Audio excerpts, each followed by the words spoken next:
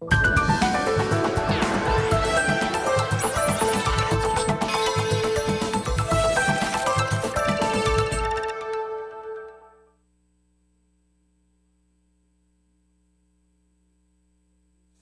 da Imprensa, nossa edição de hoje, vai falar dos 2 filmes mais premiados do Oscar de 2012 para debater os desafios das artes diante das novas tecnologias, incluindo neste rol das artes a nossa arte, o jornalismo.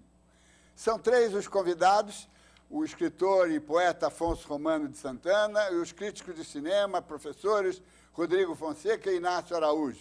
Você pode participar fazendo sua pergunta pelo telefone no número que aparece aí na tela ou pelo computador através do nosso chat no site da TV Brasil. Antes, vamos ver o que foi notícia na mídia desta semana.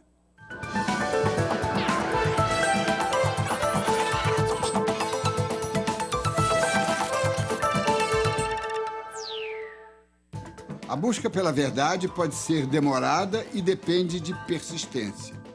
Um dos casos mais emblemáticos dos tempos da ditadura militar, o desaparecimento do deputado Rubens Paiva, voltou à mídia numa brilhante reportagem da Globo News, realizada pelos jornalistas Miriam Leitão e Cláudio Renato, ambos do Globo. A possibilidade desse e de outros 42 casos voltarem a ser investigados, apesar da lei de anistia, abriu espaço para que feridas abertas, como esta do deputado Rubens Paiva, e outras mal cicatrizadas, sejam definitivamente curadas. A busca da verdade é uma exigência moral da humanidade. O que a sociedade faz com esta verdade é tarefa dos governantes e dos magistrados. Miriam Leitão, uma das mais respeitadas jornalistas de economia, comprova que o jornalismo não é uma especialidade, é um compromisso humano. Nuvens pesadas no horizonte da Copa de 2014, apesar do pedido formal de desculpas feito pelo secretário-geral da FIFA, Jérôme Valk. A mídia acompanhou de perto o tiroteio verbal entre o governo brasileiro e o Cartola Internacional, iniciado quando este sugeriu um pontapé no traseiro dos brasileiros para que os interesses da FIFA sejam atendidos de forma mais rápida. Em troca, foi chamado de vagabundo pelo assessor da Presidência da República, Marco Aurélio Garcia. Enquanto isso, as denúncias contra o presidente da CBF, Ricardo Teixeira, não param, embora a repercussão em boa parte da imprensa seja muito pequena. A renúncia do donatário do nosso futebol chegou a ser ventilada, não se consumou e pode se transformar em licença médica. A solução correta seria a aposentadoria do Cartola-Mor. O debate é bom, pode render e é muito útil. E quem começou foi o deputado federal José Mentor, do PT São Paulo, com seu artigo publicado ontem na Folha de São Paulo, onde exigia que as lutas Vale Tudo, designadas pela sigla UFC, sejam proibidas de serem exibidas na TV. Hoje, o colunista político da Folha, Hélio Schwartzman, respondeu: impedir a luta na TV é nocautear a liberdade. Os 2 polemistas esqueceram que existe uma cláusula na Constituição que obriga expressamente as emissoras de TV a exibir sua programação em horários apropriados, tal como a pornografia, a violência animalesca do Vale Tudo deve ser exibida depois da meia-noite. A Constituição precisa ser respeitada.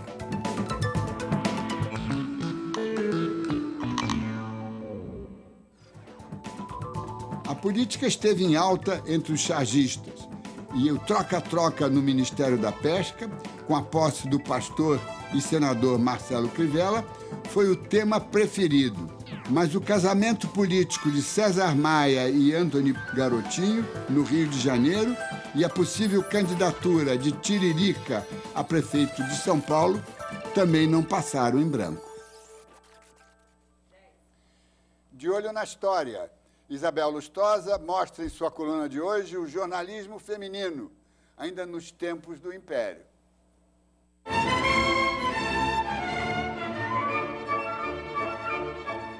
O Espelho Diamantino, periódico de política, literatura, belas artes, teatro e modas, dedicado às senhoras brasileiras, foi o primeiro jornal do gênero a ser lançado no Brasil. Publicado no Rio de Janeiro entre 1827 e 1828 por Júlio Floro das Palmeiras, circulava quinzenalmente e dizia ter como objetivo promover a instrução e o entretenimento do belo sexo da corte, apresentando as novidades mais dignas de sua atenção. Um dado curioso é que publicava matérias em francês, justificando assim o que disse um leitor que, ao enviar artigo a ser inserido no jornal, sugeriu: se julgais conveniente a inserção da minha carta, dou-vos o conselho que a imprimas em francês. Todas vossas assinantes falam esta língua, a do bom tom em todo o mundo. Logo surgiriam outros periódicos voltados para o público feminino. Em 1829, em São João del Rei, apareceu o Mentor das Brasileiras.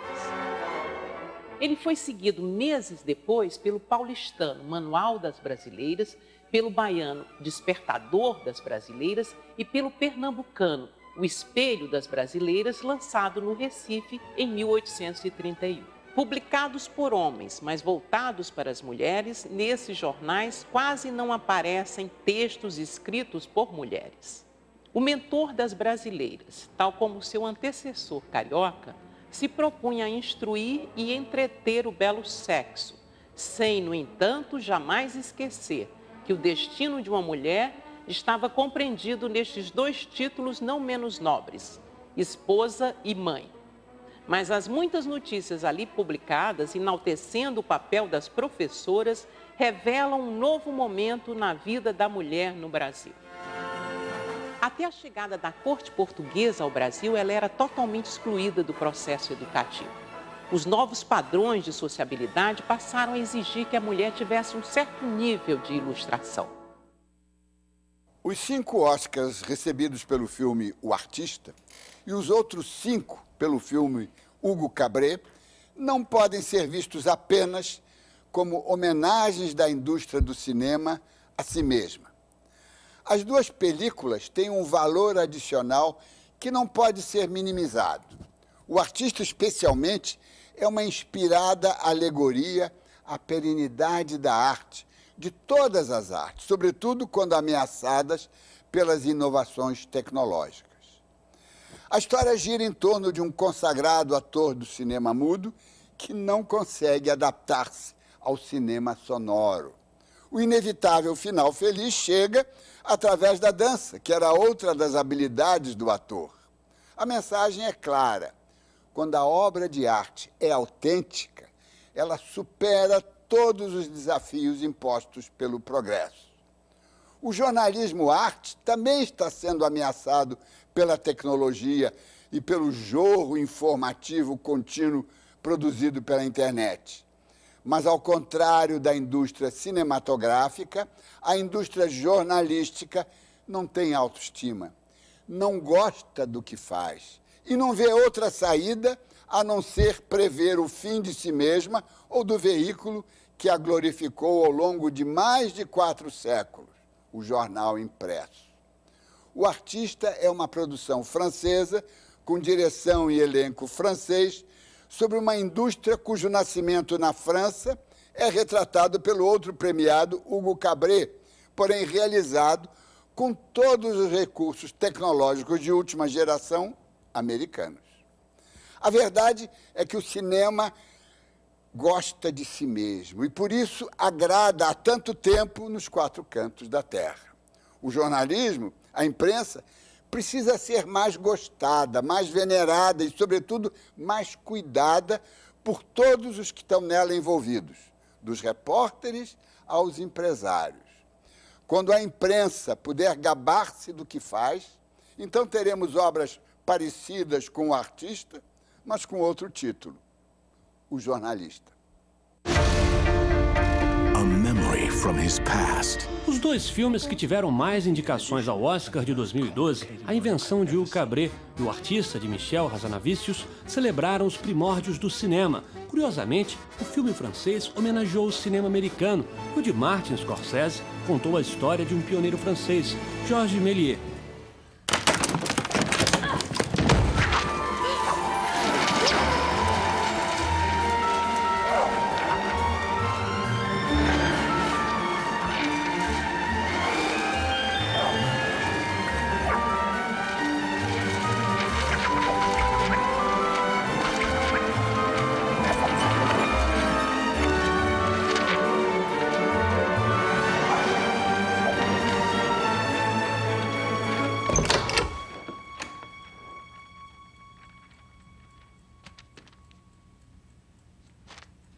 Nos dois filmes você se depara muito com essa ideia do cinema enquanto sonho, quando na verdade a moda no cinema contemporâneo é o naturalismo, mais simples, mais direto, né?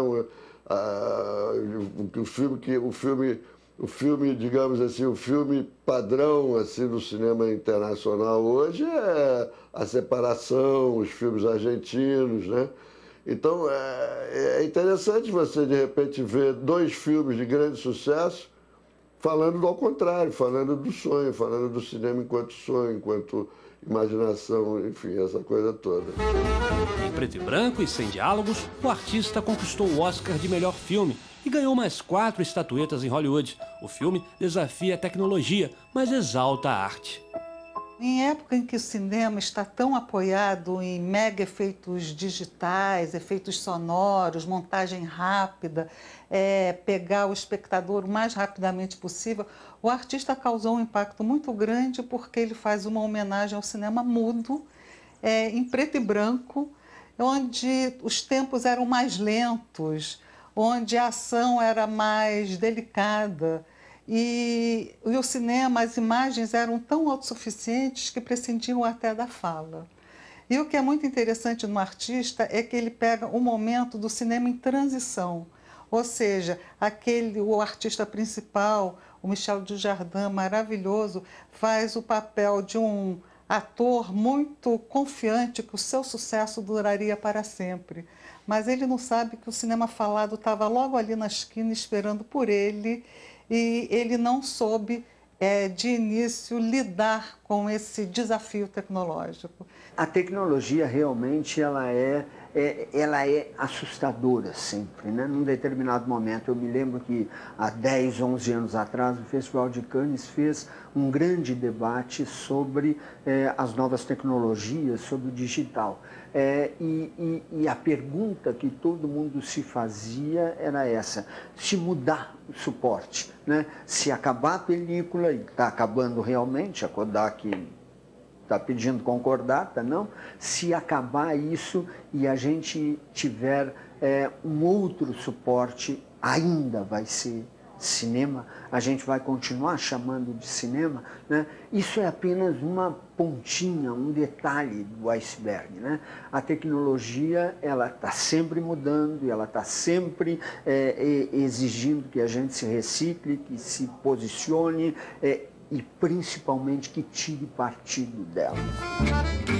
A Invenção de Hugo Cabret proporciona a redescoberta do artista Georges Méliès, o mágico que se tornou o diretor de mais de 500 filmes e que criou efeitos especiais com as limitadas ferramentas e técnicas da época. Scorsese usou o formato 3D para contar a história de um criador de sonhos. O Scorsese usa todo o aparato moderno mais de ponta possível para falar dessa época onde as pessoas começaram a ficar fascinadas pelo cinema. Então, talvez nenhum filme tenha usado a terceira dimensão de uma forma tão deslumbrante como o Scorsese usou em A Invenção de Hugo Cabret. E ele faz um paradoxo. Ele fala de uma época dos primórdios do cinema, quando o cinema era quase assim feito num fundo de quintal, com a tecnologia de ponta da época.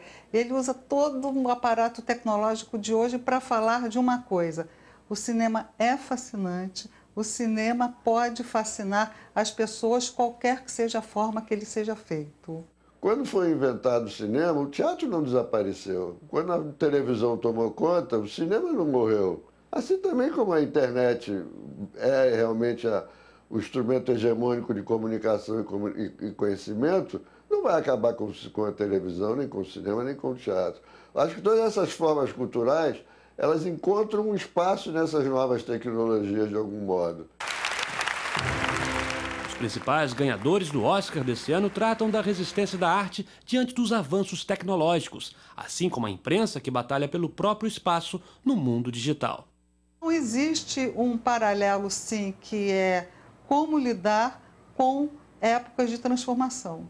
Isso aí, assim como a transição do cinema mudo para o cinema falado provocou uma transição onde várias carreiras foram ceifadas, mas outras surgiram, essa transformação tecnológica da imprensa também está provocando transformações que estão em curso. E uma coisa interessante é que as transformações não param. A gente só sabe de uma coisa: já perdemos o bonde, já estamos atrasados. A imprensa, né, na qual nós trabalhamos, ela tem futuro também. Nessa época de tanta transformação, nessa época de mídias, de digitais, de internet, de coisa que vale, o jornal, a televisão, seja lá o que for, ainda fazem sentido. Eu quero acreditar que sim, realmente eu quero acreditar que sim, mas é preciso uma reinvenção. O filme, o artista, ele mostra que as ideias se sobrepõem, né? No final, enfim, o cara volta, ele acha um meio de voltar, mas ele volta. Isso é o grande achado, né? Do filme, mostrar que você continua, né?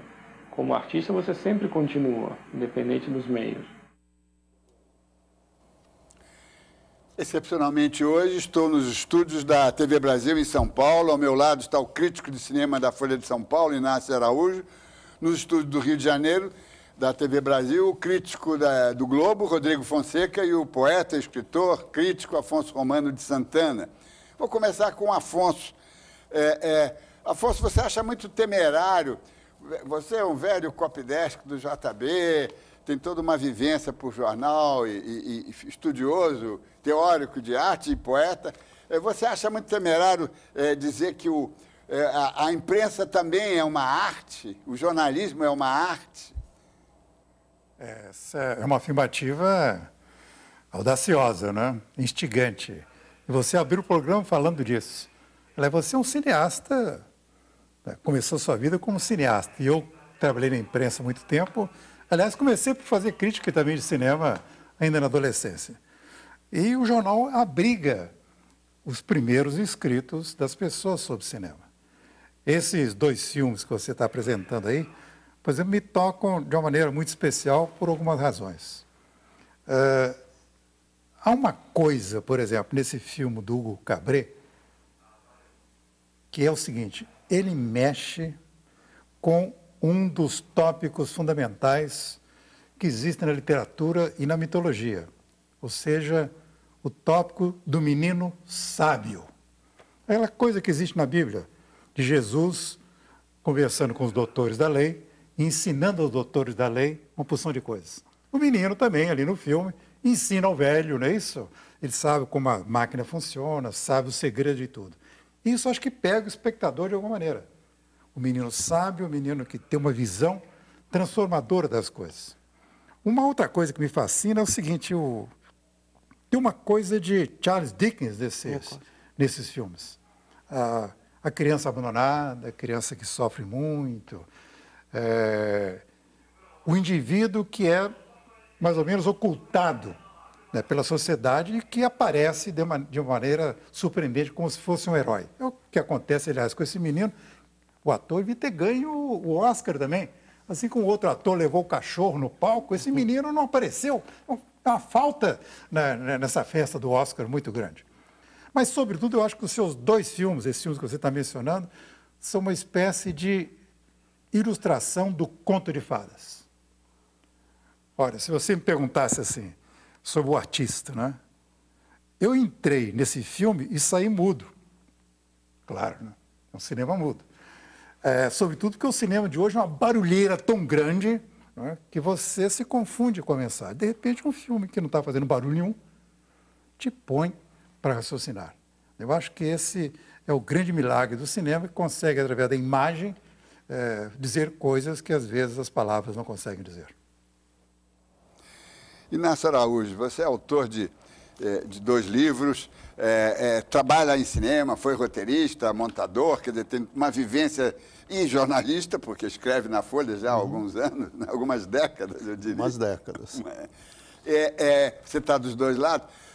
De novo, quero saber se você acha, concorda, como é que você vê essa afirmação de que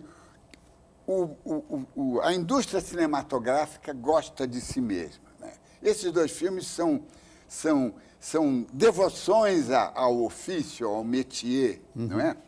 Por outro lado, o nosso métier, que eu considero uma arte, não tem esse ranking entre nós. Como é que você vê essa diferença? Nossa, essa é uma pergunta complicada. Eu me pergunto se, de fato, a imprensa não gosta de si mesma, não é? Quer dizer, estou partindo um pouco das colocações que você fez na outra entrada. Eu acho que nós nos preocupamos com a questão do fim, do jornal, do fim do papel, não é?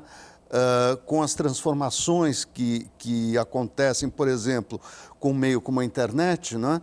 E que pode ser tão traumática quanto essa passagem do cinema mudo para o sonoro, que foi o grande traumatismo, porque o cinema passou efetivamente, foi onde se definiu esse destino tecnológico do cinema, não é? Quer dizer, o cinema é fadado a se transformar sempre, não é? Enquanto a imprensa também se transforma, não é? Mas ela sempre se transformou dentro dos limites da página impressa, né?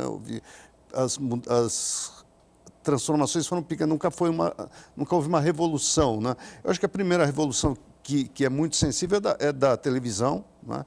Onde você passa a ter um outro tipo de jornalismo, um novo jornalismo, né? Um jornalismo show, né? Que se confunde de alguma maneira com o espetáculo, né? E que vai até puxar a própria imprensa escrita também para esse lado. E hoje a internet, não é? Onde você tem esse fenômeno muito misterioso e às vezes muito incômodo do contato, né? De um contato muito direto entre quem escreve e quem lê, não é? Que mudou. Se confundem, inclusive. Não raro se confundem, né? E aí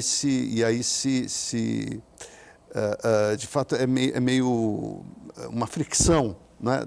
Talvez grande, e na qual eu acho que os profissionais de imprensa vão ter que se resolver também, não é? Agora, eu tenho a impressão de que... Não, eu acho que a imprensa gosta de si mesma, no fundo. Que bom! Não é? É como uma família, que as pessoas se falam mal do outro, mas gostam dele, entendeu? O jornalista, ele adora o jornalismo.